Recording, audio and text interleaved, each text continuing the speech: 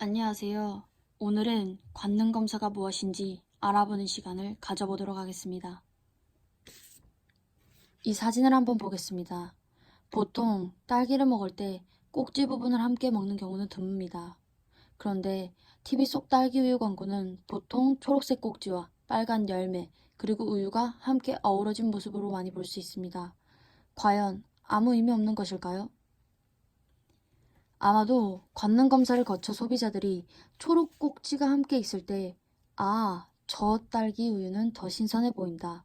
혹은, 저 딸기 우유는 더 당도가 높을 것 같다. 라는 긍정적인 반응을 보이지 않았나 예측해 봅니다. 이처럼 관능 검사는 저희들이 일상생활에서 인지한 듯 하지만 인지하지 못한 부분을 컨트롤하는 데 기초를 제공해주는 학문이라고 생각합니다. 그렇다면 관능 검사는 무엇일까요? 그것을 알아보기 위해 오늘 4가지의 꼭지로 준비했습니다. 관능 검사란, 관능 검사의 목적, 그 다음 조건, 방법의 개요에 대해서 설명드리겠습니다. 관능 검사는 무엇일까요? 관능 검사는 소비자들의 주관적인 판단으로 공감각을 이용하여 평가하는 방식을 말합니다. 제 그림 실력이 좀 웃기긴 하지만 이분을 소비자라고 가정을 한다면 이 소비자가 혹은 패널이라는 표현이 더 맞겠네요. 이 패널이 식품 A라는 것에 대해서 어떻게 시각적으로 느끼고 후각으로 맡고 냄새를 맡고 맛을 보고 느끼고 듣는지로 감지되는 반응을 측정, 분석 및 해석하는 과학의 한 분야라고 이해하시면 될 것 같습니다. 식품 A에 대해 관능 검사를 했을 때 이 A의 색과 맛, 냄새, 텍스처 등이 기존의 제품과 다르다라고 판단을 내렸다면 이 다른 판단이 통계적 처리로 인해 학문적으로 의미가 있는지 혹은 없는지를 알아내는 과정이라고 생각하시면 될 것 같습니다. 그렇다면 관능 검사의 목적은 무엇일까요? 관능 검사는 신제품 개발, 품질 관리, 원가 절감 및 공정 개선, 마케팅 혹은 기타 등등의 분야에 도움을 주고 있습니다.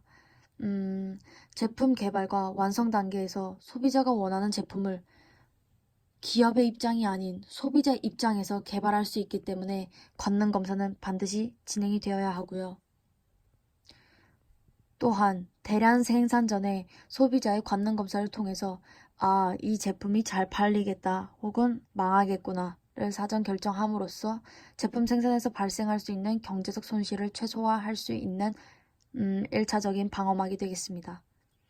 그러나 한편으론 소비자를 대상으로 한 시장 조사 결과를 그대로 믿고 실천하면 발등 찍힐 수도 있다는 사실을 꼭 염려해 두셔야 합니다.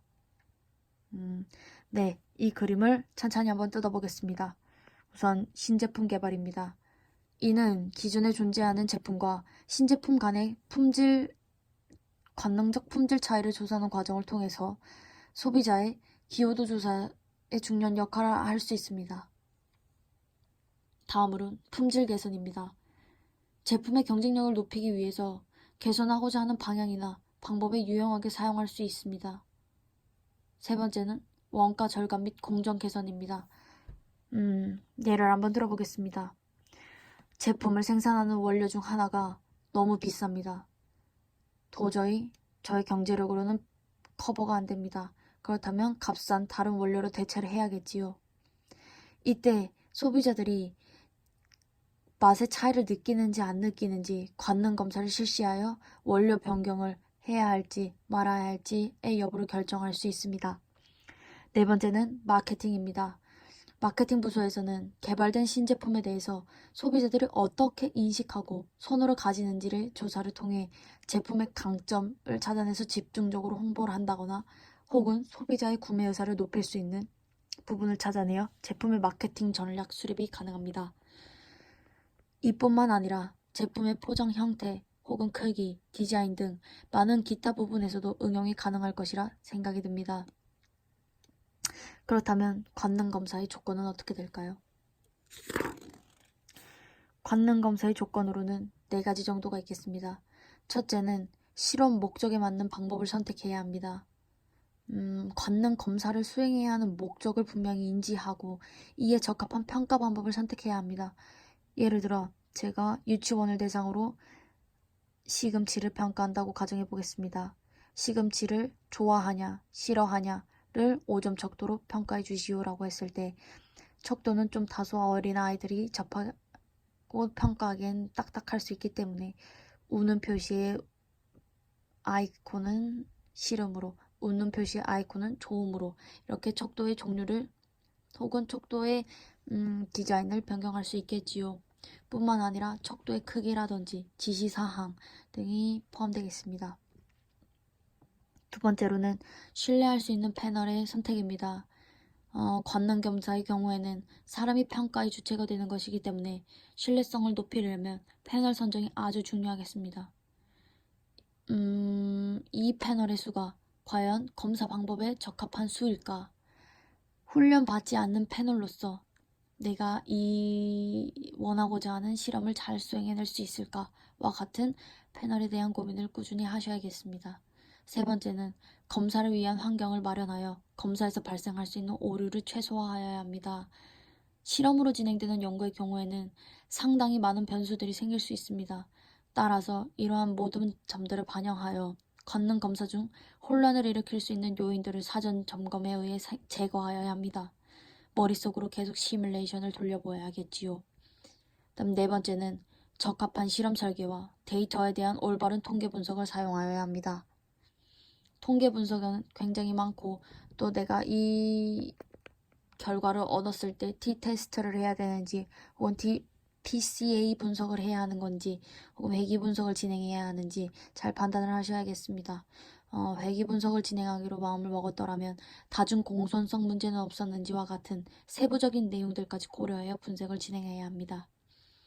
또한 정보를 얼만큼 제공하고 또 내가 이 연구를 하는 목적이 무엇인지를 밝히느냐 말 것이냐에 대한 판단부터 객관적이지 못한 표현이 나오는 것에 대해서 내가 어떻게 반응을 하여야 하는지 또는 설문지에 사용되는 용어들이 애매해서 내가 설명을 해줘야 할 필요가 있는지 등을 더 고려해 보셔야 될 것 같습니다. 마지막으로 관능 검사 방법의 개요입니다. 뒤에 표가 있습니다. 식품평가법에는 보통 객관적인 평가법과 주관적인 평가법이 존재하는데 저희는 관능 검사에 집중하는 만큼 이 주관적인 평가법에 집중하겠습니다. 세세한 검사법에 대해서 즉 이러한 검사법들에 대해서는 추후에 계속 동영상으로 업로드를 할 것이지만 패널 선정이 중요하다고 한 만큼 어느 검사에서는 훈련된 패널이 필요하고 어느 검사에서는 훈련된 패널이 필요하지 않은지에 대한 대략적인 정보를 제공해 드리도록 하겠습니다. 우선 소비자 검사라는 이름부터 벌써 훈련된 패널이 사용되지 않아도 될 것 같지 않습니까? 기여도나 선호도 조사 같은 경우에는 오히려 훈련된 패널이 참여하게 되면 바이어스가 생길 수 있기 때문에 일반 소비자들이라고 보기 어려울 것 같습니다. 이러한 경우에는 훈련되지 않은 패널을 사용하셔도 됩니다. 또한 차이식별 검사에서도 간단한 차이식별 검사 같은 경우에는 훈련되지 않은 패널이 사용돼도 됩니다. 하지만 이 묘사 분석의 경우에는 반드시 훈련된 패널이 사용이 되어야 하고 훈련된 패널을 사용하지 않았을 시에는 묘사 분석이라는 이름을 붙일 수 없습니다. 그렇다면 어떤 패널을 훈련된 패널이라 부를 수 있을지는 다음 강의를 참고해주세요. 다음 강의가 될지 다다음 강의가 될지 알 수 없겠습니다. 오늘 이렇게 관능 검사가 무엇인지 맛보는 시간을 가졌습니다. 도움이 되셨으면 좋겠습니다. 감사합니다.